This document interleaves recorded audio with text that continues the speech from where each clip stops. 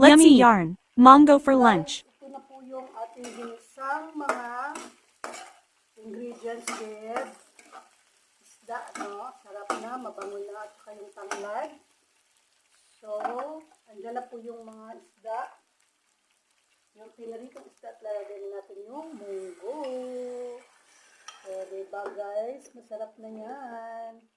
Saka lalagyan ko lang siya ng magic sarap pang palasa, guys. Tignan nyo, sarap-sarap, diba? Kasi kaninang umaga, niluto ko na yung munggo.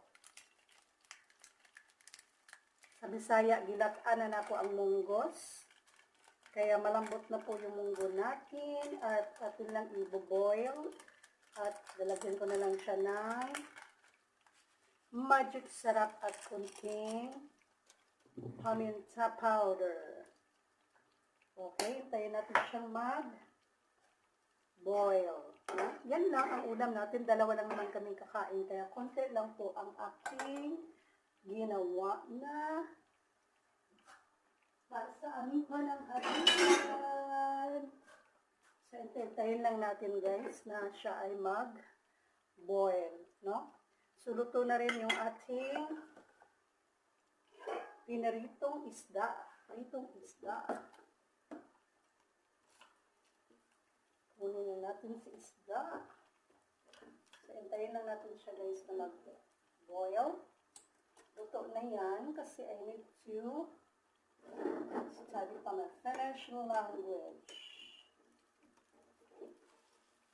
Hintayin lang natin guys. Saglit lang.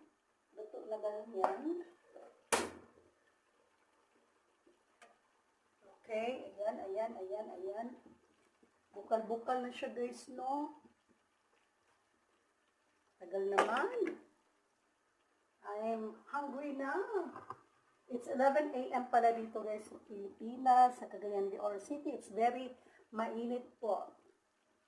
Mainit po ang ating climate for today. Still on Auringo Paista. Maybe it's 33 degrees Celsius or call me kumenta. Call me astita la menta.